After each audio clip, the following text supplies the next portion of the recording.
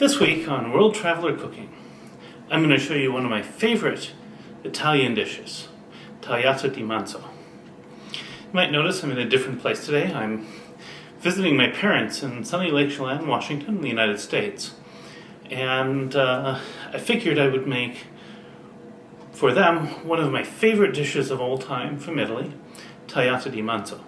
Now, this dish is luscious sirloin steak that has been seasoned with rosemary and olive oil, cooked to perfection, and then sliced.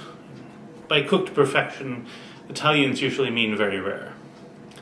This is delicious, it is incredible, and I'm looking forward to showing everybody this dish.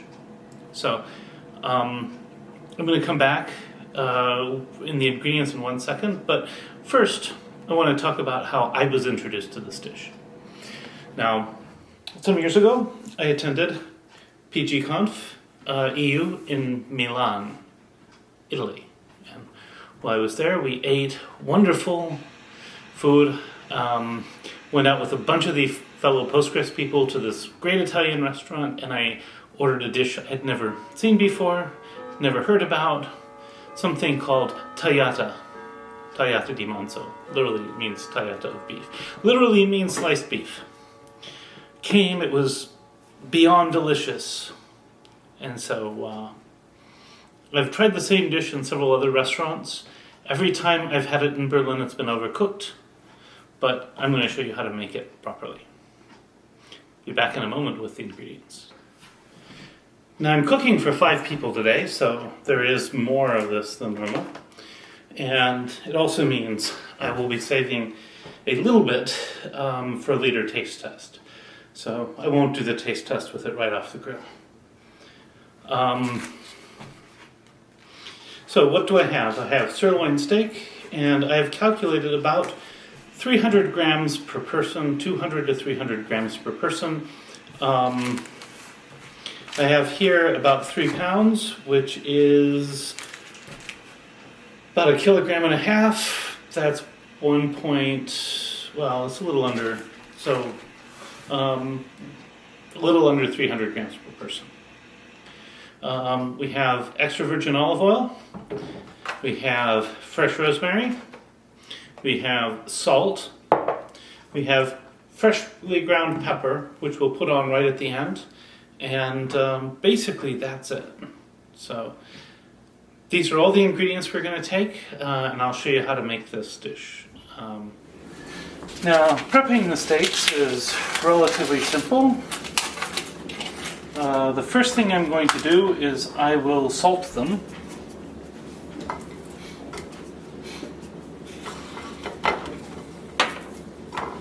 Some people pat them down dry with a paper towel, but I don't see a major point in doing that. Then I'll drizzle a little bit of olive oil on top. Olive oil is interesting in this regard because it has similar cooking properties to the animal fat itself. And then what I will do is I will take some of my rosemary, sprinkle it on both sides, and rub that in. And I'm going to repeat that for all of these steaks here. So just a bit of rosemary, rub it around. Rub it on the other side too. And now I will repeat this with all the other steaks.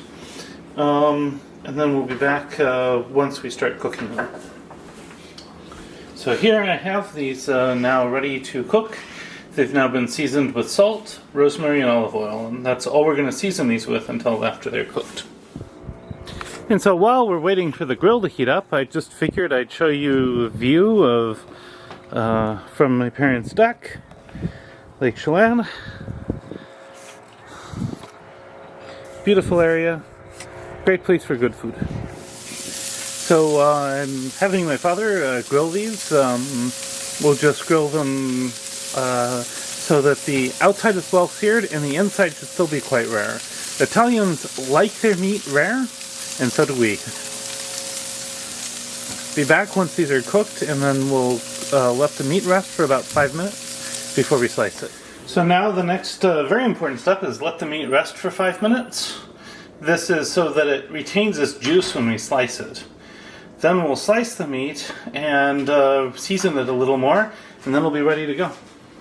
So after letting the meat rest for 5 minutes, you want to examine the piece and figure out which direction the grain goes. Obviously, one direction is here, right? The other direction, the secondary direction here, it looks like is this way. So I'm going to cut it at an angle so that I cross the grain all the time.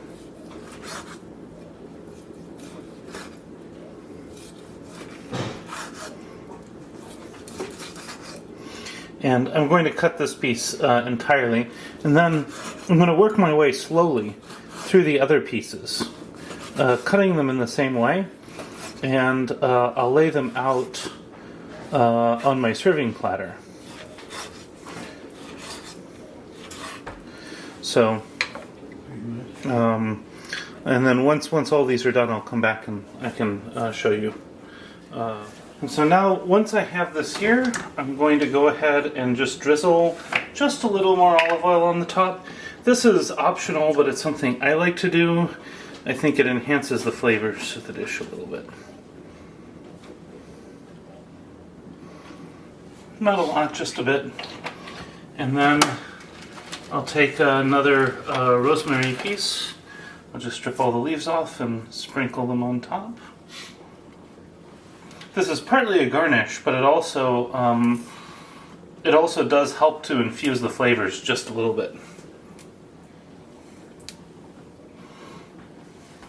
And finally, some fresh ground black pepper.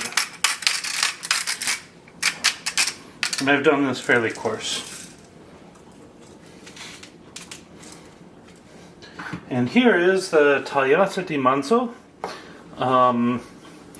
And I'll be back in a bit for the taste test after we all eat. And now for the taste test.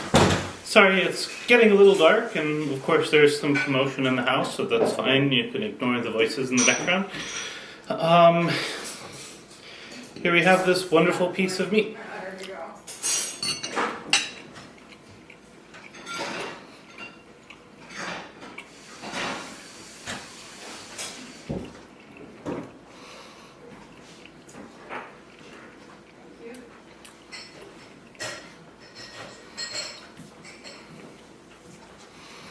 So,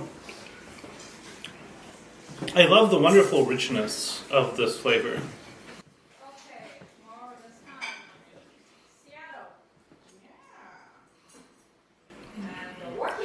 This is just wonderful. The flavor of the meat just comes right through.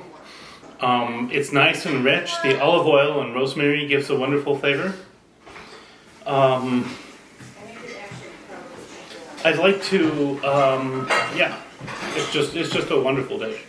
Completely fell in love with this dish back in Milan, so a few years ago, and there's a reason why. So, hope that you enjoy making this as much as I do, and you enjoy eating it as much as I do. If you find this content useful, I hope I've earned a subscription from you, and please feel free to like, comment, and subscribe on the on the video itself, subscribe to the channel, comment and like on the video itself. I certainly use likes, comments, and views to determine what kind of food to cook more of in the future. But this particularly is a wonderful dish that I knew I had to make.